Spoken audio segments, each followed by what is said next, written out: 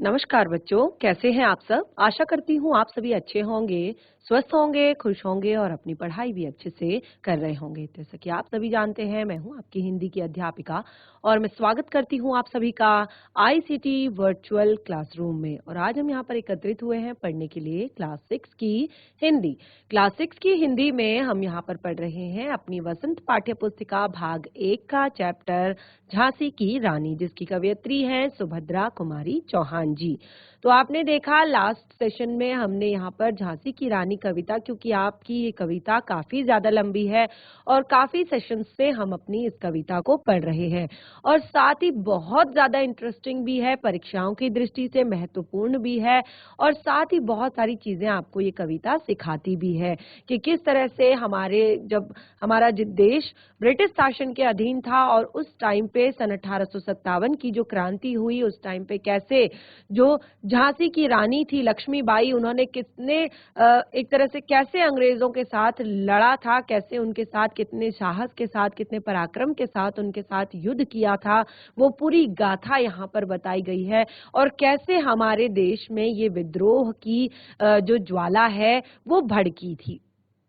तो आपने देखा कि किस तरह से जो ब्रिटिश शासक थे उन्होंने कैसे हमारे देश के राजाओं को आपस में लड़ाकर, फूट डालकर या और भी अलग अलग तरीकों से उनको लड़ाकर, उनके साथ युद्ध करके, उन पर विजय प्राप्त करके अपना जो साम्राज्य है वो धीरे धीरे वो फैला रहे थे। और आपने देखा कि देश के लगभग लगभग एक तरह से सभी राज्य जो है अब धीरे धीरे उनके अधीन होते जा रहे थे, धीरे धीरे उनके कब्जे में होते जा रहे थे। इस तरह से यहाँ पर जब झांसी के राजा जो है गंगाधर राव जी की मृत्यु हुई, तो अब उनको झांसी को हड़पने का एक सुनहरा मौका यहाँ पर मिल गया, क्योंकि अभी तक झांसी का कोई वारिस नहीं आया था। वारिस यानी कि कोई उत्तराधिकारी झांसी को नहीं मिला था, क्योंकि राजा की मृत्यु तब हुई थी जब वो निसंतान थे, यानी कि उनकी संतान इस धरती पर नहीं आई हुई थी। तो इस तरह से उन्होंने देखा कि झांसी अब जो है एक लावारिस हो गई है, यानी कि अभी तक झांसी का कोई उत्तराधिकारी नहीं है, और तुरंत ही उन्होंने झांसी के किले पर भी अपना झंडा फहरा दिया।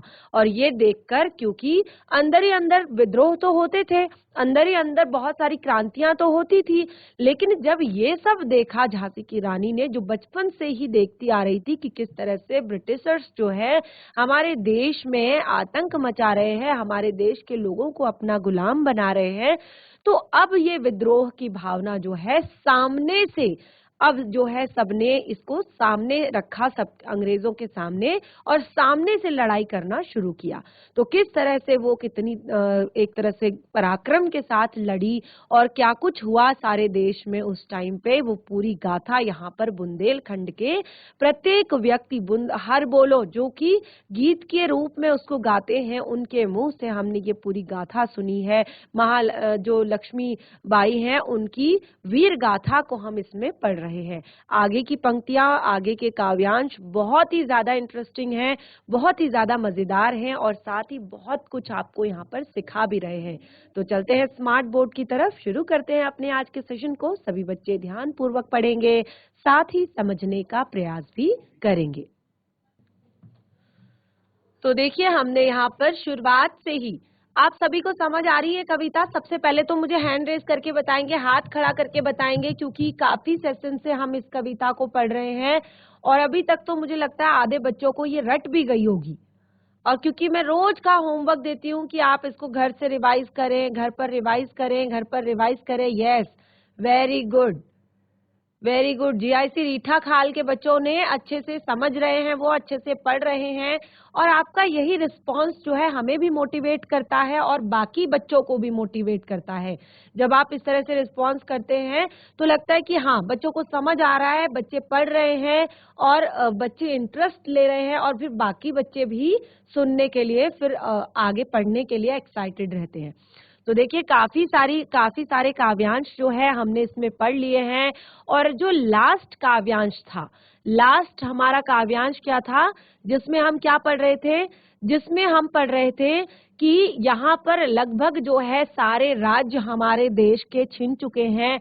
जैसे यहाँ पर कहा, छीनी राजधानी दिल्ली की, लिया लखनऊ बातों बात, कैद पेशवा था बिठूर में, हुआ नागपुर का भी घात, उदयपुर तंजौर सतारा, कर्नाटक की कौन बिसात, जबकि सिंध पंजाब ब्रह्म पर अभी हुआ था वज्र निपात। बंगाले मद्रासे की भी तो यही कहानी थी, बुंदले हर बोलों के मोह हमने सुनी कहानी थी, खूब लड़ी मर्दानी वह तो झांसी वाली रानी थी।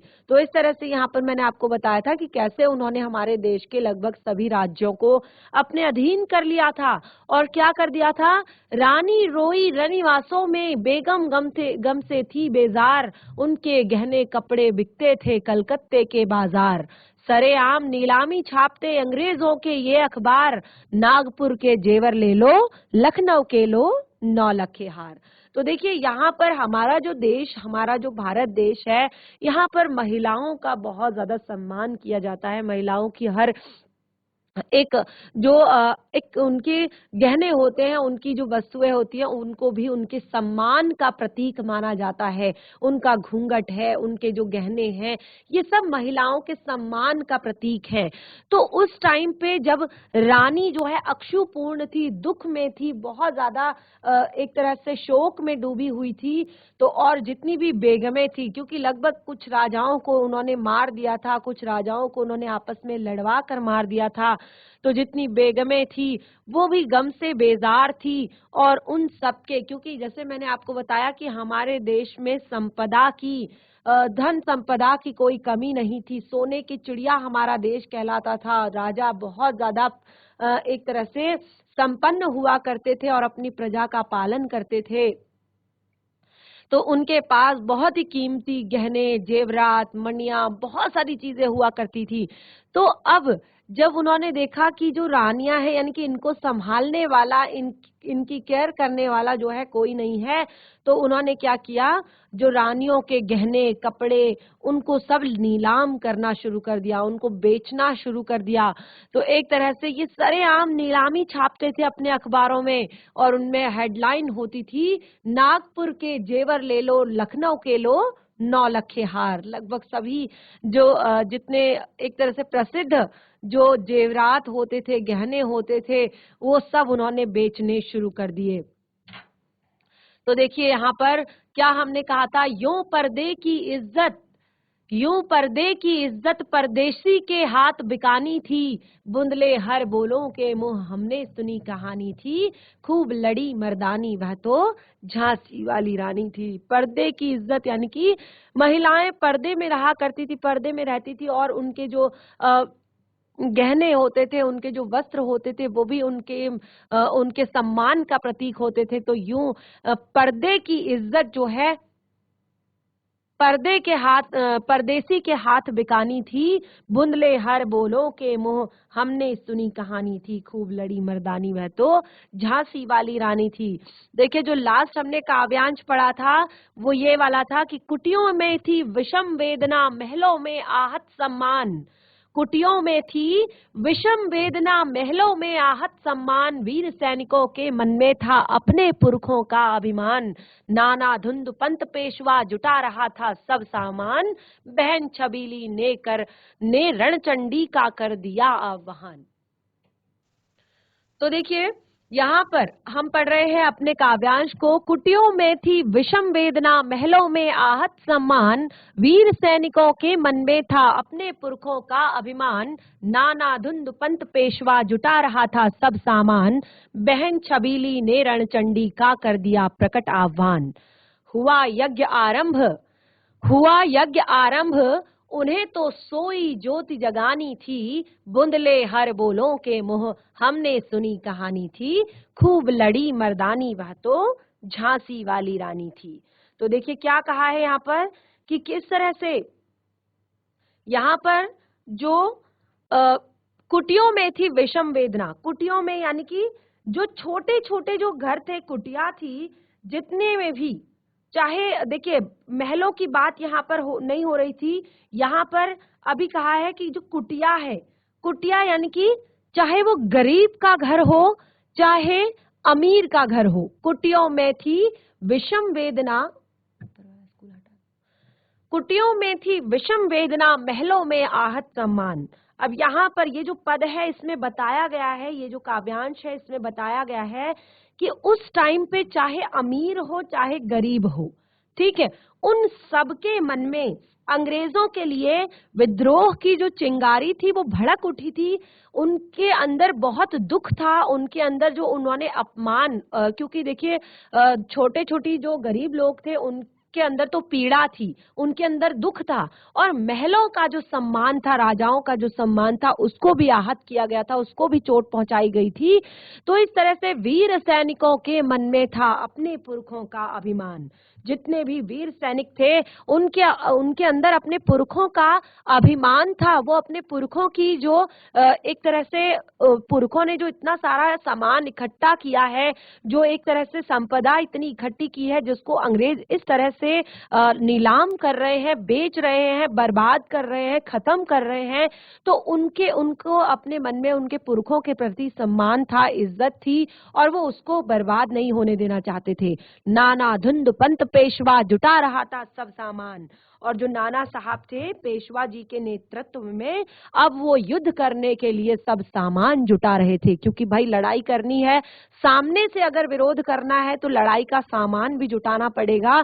बहन छबीली ने रणचंडी का कर दिया था प्रकट आह्वान, और जो उनकी मुंह बोली बहन, यानी कि जिन्होंने रानी लक्ष्मीबाई को उन्होंने बहन बनाया हुआ था, उन्होंने भी अब रणचंडी का, जिस प्रकार जो माता है जिन्होंने चंड मुंड का वध किया, चामुंडा माता, जिस तरह से उन्होंने अलग अलग राक्षसों का वध करने के लिए अलग अलग तरह के रूप धारण उन्होंने किए, तो उस टाइम पे जो अंग्रेज शासक थे उनका विरोध करने के लिए, उनको खत्म करने के लिए, उनको अपने देश से भगाने के लिए रानी लक्ष्मीबाई ने भी रणचंडी का रूप धारण कर लिया था।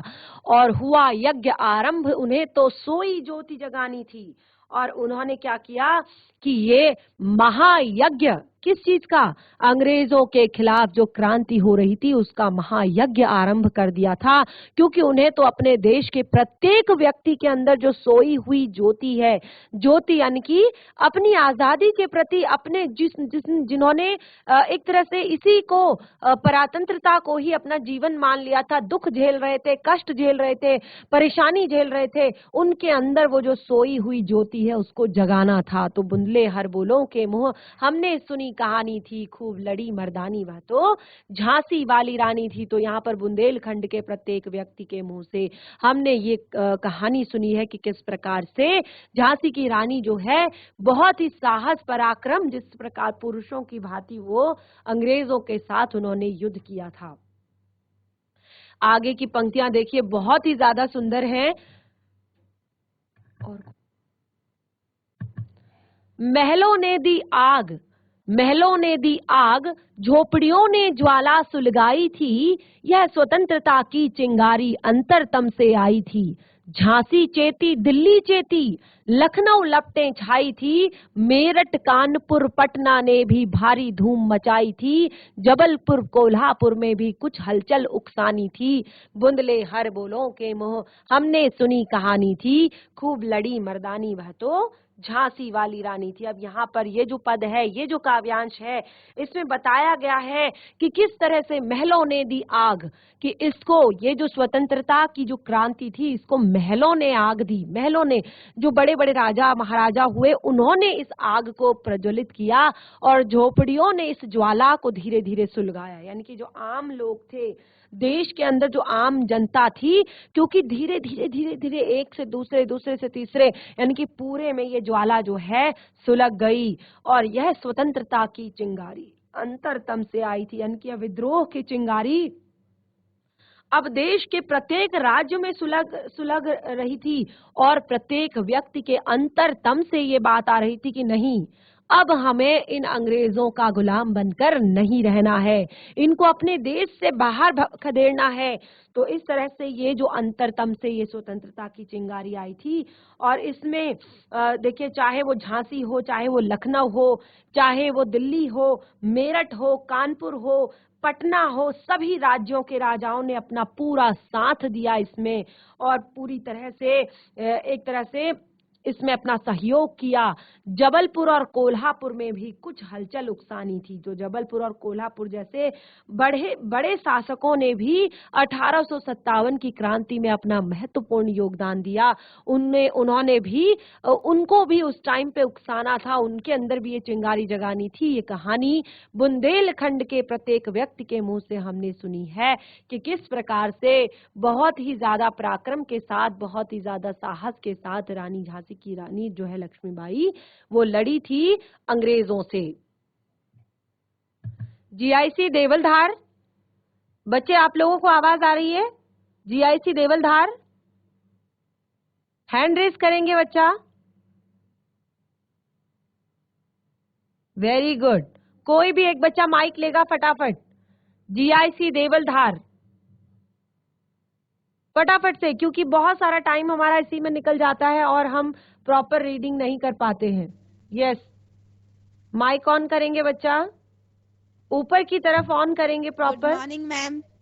Very good morning, very good morning. Class 6 के बच्चे हैं आप?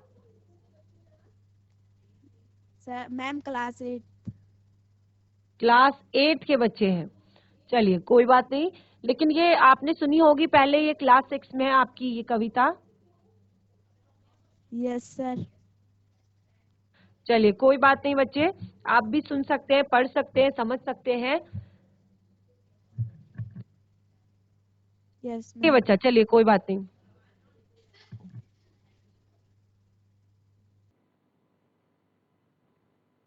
जहां खड़ी है लक्ष्मीबाई, मर्द बनी मर्दानों में। लेफ्टिनेंट वॉकर आ पहुंचा, आगे बढ़ा जवानों में। रानी ने तलवार खींच ली, हुआ द्वंद आसमानों में। कितनी सुंदर पंक्तियां हैं, देखिए। इनकी गाथा छोड़ चले हम झांसी के मैदानों में। जहां खड़ी हैं लक्ष्मीबाई, मर्द बनी मर्दानों में। लेफ्टिनेंट वॉकर आ पहुंचा, आगे बढ़ा जवानों में। रानी ने तलवार खींच ली, हुआ द्वंद आसमानों में। जख्मी होकर वॉकर भागा, जख्मी होकर वॉकर भागा, उसे अजब हैरानी थी। बुंदले हर बोलों के मुंह, हमने सुनी कहानी थी। खूब लड़ी मर्दानी, वह तो झांसी वाली रानी थी। देखिए यहाँ पर जो वीर हैं, यहाँ पर बहुत ही सुंदर, देखिए इन पंक्तियों में जो ये पंक्तियां हैं, इनमें वीरों के अलावा जो वीरांगना है हमारे देश की, रानी लक्ष्मीबाई, उनकी वीरता का भी परिचय यहाँ पर दिया गया है कि किस तरह से मर्द बनी मर्दानों में वो खड़ी थी। कहाँ पर? युद्ध के मैदान में। देखिए यहाँ पर कहा गया है, इनकी गाथा छोड़ चले हम, यानी कि इनके जो जितने भी वीरों के बारे में मैंने यहाँ पर आपको बताया कि इनकी ये जो अद्भुत युद्ध कौशल की कहानियां हैं, वो झांसी के मैदानों में अभी भी हमें सुनाई देती हैं, अभी भी हम वहां पर इनको सुनते हैं। और किस तरह से झांसी के मैदान में ये युद्ध के दौरान वो पुरुषों का रूप धारण करती हुई, यानी कि बिल्कुल साहस के साथ, धैर्य के साथ, पराक्रम के साथ, वीरता के साथ कैसे वो अंग्रेजों के साथ लड़ रही थी। तो ये सब देखकर, यानी कि भीषण युद्ध वो अंग्रेजों के साथ कर रही थी। और अंग्रेजों का जो सेना नायक था लेफ्टिनेंट वॉकर, वो उस टाइम पे वहां आ पहुंचा और आगे बढ़ा जवानों में। और जब वो अपनी फौज के साथ आगे बढ़ा तो उसने क्या देखा कि रानी ने तुरंत अपनी तलवार खींच ली और साथ ही, यानी कि दो बराबरी के योद्धाओं, जिसमें से जबकि एक महिला है, देखिए योद्धा दोनों बराबर के हैं, लेकिन उसमें जबकि एक महिला है, इन दोनों के बीच युद्ध प्रारंभ हो गया। और जैसे ही रानी ने अपनी तलवार खींची, यानी कि रण कौशल के आगे जब रानी लक्ष्मीबाई ने अपना रण कौशल उसे दिखाया, तो ऐसा लग रहा था जैसे ये द्वंद आसमानों में चल रहा है। और उनके रण कौशल के आगे लेफ्टिनेंट वॉकर की एक नहीं चली और वो शीघ्र ही घायल होकर मैदान से भाग गया। जख्मी होकर वॉकर भागा, उसे अजब हैरानी थी। उसको बहुत हैरानी हो रही थी कि कैसे एक महिला युद्ध के मैदान में इतनी वीरता का परिचय दे रही है, इतनी वीरता के साथ लड़ रही है, तो ये उसको बहुत ही ज्यादा आश्चर्यचकित करने वाला था। और ये कहानी हमने बुंदेलखंड के हर बोले यानी कि जो इस कहानी को गाते हैं उनके मुंह से सुना है कि कितने साहस के साथ रानी ने मर्दों की तरह, पुरुष की तरह वीरता, पराक्रम, साहस के साथ, धैर्य के साथ अंग्रेजों के साथ खूब डटकर जो है युद्ध किया। बहुत ही सुंदर। देखिए आगे की पंक्तियां और भी ज्यादा सुंदर हैं, उन्हें हम पढ़ते हैं और मैं आशा करती हूं कि आप सभी को ये कविता समझ आ रही होगी।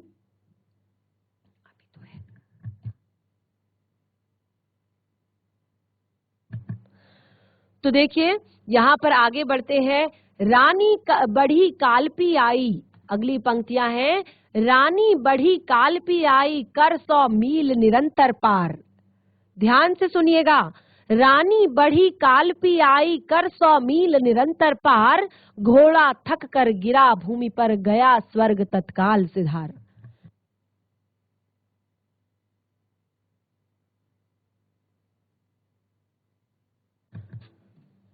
रानी बढ़ी कालपी आई कर 100 मील निरंतर पार, घोड़ा थक कर गिरा भूमि पर गया स्वर्ग तत्काल सिधार। यमुना तट पर अंग्रेजों ने फिर खाई रानी से हार। देखिए कितनी सुंदर पंक्तियां हैं। यमुना तट पर अंग्रेजों ने फिर खाई रानी से हार, विजयी रानी आगे चल दी किया ग्वालियर पर अधिकार। विजयी रानी आगे चल दी किया ग्वालियर पर अधिकार। तो देखिए कितनी सुंदर पंक्तियां हैं। क्या कहा है? अंग्रेजों के मित्र सिंधिया ने छोड़ी राजधानी थी। अंग्रेजों के मित्र सिंधिया ने छोड़ी राजधानी थी, बुंदले हर बोलों के मुंह हमने सुनी कहानी थी, खूब लड़ी मर्दानी वह तो झांसी वाली रानी थी। अब यहाँ पर जो पंक्तियां हैं उनको हम यहाँ पर क्लियर करते हैं कि किस तरह से जो रानी लक्ष्मीबाई की वीरता का अद्भुत वर्णन इन पंक्तियों में किया गया है, इस काव्यांश में किया गया है।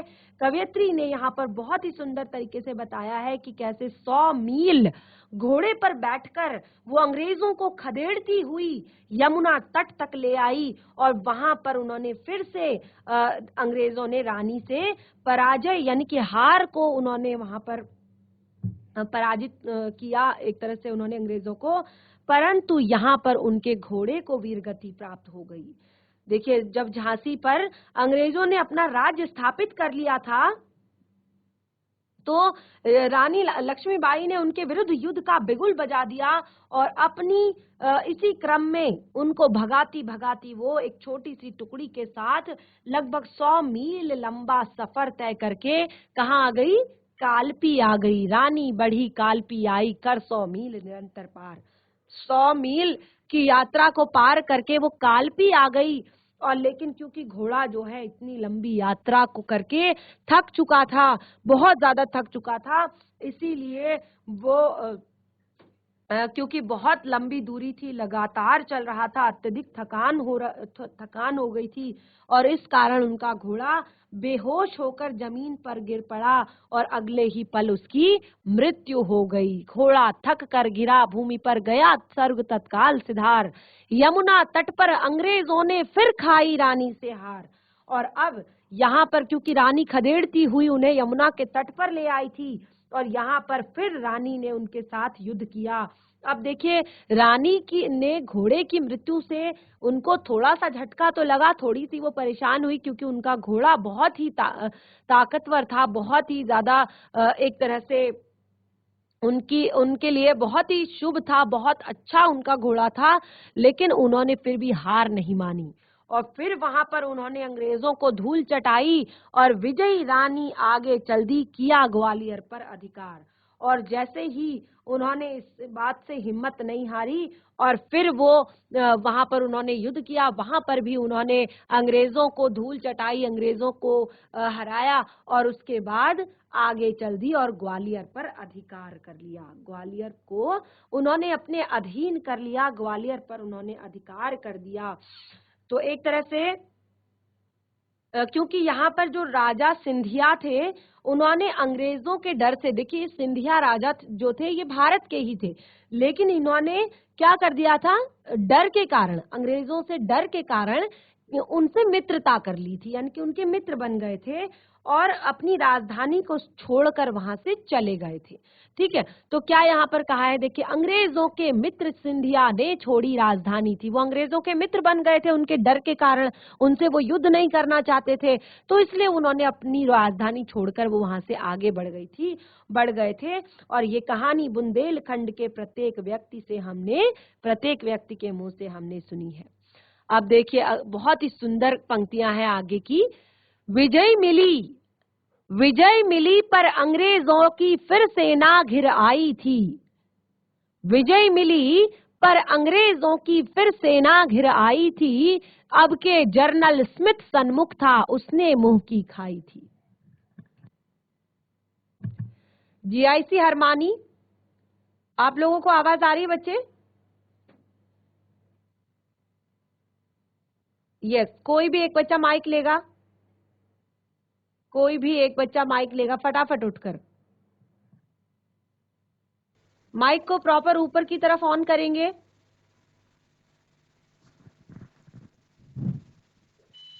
Yes, good morning ma'am. Very good morning बच्चे। क्लास 6 के बच्चे हैं आप? 7। क्लास 7 के बच्चे हैं? जी। चलिए कोई बात नहीं बच्चा, रीड करेंगे आप। आपने पढ़ी है ये कविता पहले? जी। क्लास 6 में पढ़ी होगी, चलिए एक बार रीड कर दीजिए आप ही। विजय मिली पर अंग्रेजों की फिर से सेना घिर आई थी।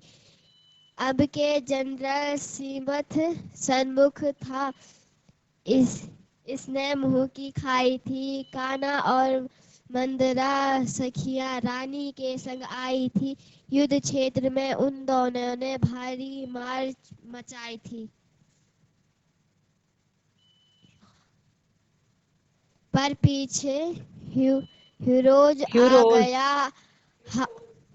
आ गया। हाय घिरी अब रानी थी। बुंदेले हर बोलो के मुंह हमने सुनी कहानी थी। खूब लड़ी मर्दानी, वो तो झांसी वाली रानी थी। तो भी रानी मार काट कर चलती बनी सैन्य के पार। किंतु सामने नाला आया था, यह संकट विषम अपार। घोड़ा अड़ा नया घोड़ा था, इतने में आ गए सवार।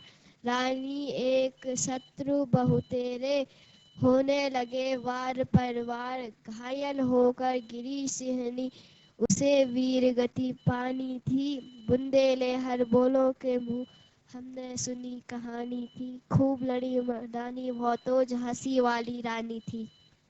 वेरी गुड, बहुत अच्छे बच्चा, बहुत अच्छे से आपने पढ़ा। और देखिए पढ़ने से ही, जब आप पढ़ रहे थे तो मुझे भी बहुत अच्छा लग रहा था। तो जब इस कविता को हम पढ़ते हैं ना, तो जैसे आप पढ़ रहे थे स्वर के साथ जब हम इसका पाठ करते हैं तो इसमें और ज्यादा हमें पढ़ने में इंटरेस्ट आता है। तो अभी मैं फिर से यहाँ पर सभी बच्चों से कह रही हूँ कि जब भी क्लास में बैठेंगे तो अपने माइक को प्रॉपर रेडी करके रखेंगे, अपने माइक को हमेशा अपने पास रखेंगे बिल्कुल, क्योंकि जिस तरह से आप अपनी क्लास में टीचर्स के साथ पढ़ते हैं तो आपके पास आपकी बुक्स होती हैं, नोटबुक्स होती है, पेन होता है, पेंसिल होता है। तो आपको पता है कि ये आपकी लाइव क्लास है, यहाँ पर इंटरेक्शन का जो माध्यम है, बातचीत का जो माध्यम है, कन्वर्सेशन का जो माध्यम है, वो माइक ही है।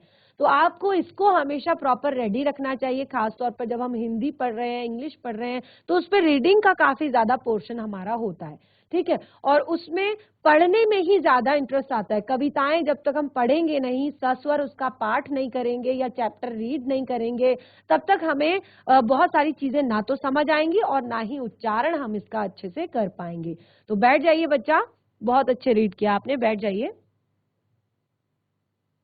तो इस तरह से आज भी हमने यहाँ पर काफी सारे काव्यांशों को कवर कर लिया है, यानी कि काफी सारे काव्यांशों को हमने पढ़ लिया है और उनकी सप्रसंग यहाँ पर अच्छे से मैंने आपको उनकी व्याख्या, उनका भावार्थ भी आपको बता दिया है और मैं आशा करती हूँ कि आपको समझ भी आ रहा होगा। अभी एक बार हम इस तरह से सारे काव्यांश जब रीड कर लेंगे तो मैं इसमें से आपको कठिन शब्दों को भी अर्थ भी बताऊंगी, अच्छे से क्लियर कर दूंगी, नोट भी करवा दूंगी और साथ ही पाठ से जुड़े हुए प्रश्नों उत्तर भी हम डिस्कस करेंगे। अभी तक की कविता में कहीं पर भी कोई डाउट होता है तो उसे नेक्स्ट सेशन में जरूर क्लियर करें और जितना भी पढ़ा है उसे घर पर जाकर नोट करते रहें अपनी कॉपी में और उसका सस्वर पाठ करना एक बार जरूर करें और साथ ही उसको एक तरह से याद करना भी सीखें कि इतना हमें एटलीस्ट याद हो जाए, हर दिन 2-2 काव्यांश हमें याद हो जाए। बहुत ही सुंदर आपकी ये कविता है। अगर आप इसको कहीं पर सुनाते हैं, कहीं पर किसी के सामने अगर गाते हैं तो बहुत ही ज्यादा अच्छी ये कविता हमें लगती है पढ़ने में। तो इस तरह से आज का सेशन हमारा यहीं पे समाप्त होता है। बाकी के टॉपिक को कंटिन्यू करेंगे हम अपने नेक्स्ट सेशन में। तब तक के लिए धन्यवाद। आपका दिन शुभ हो।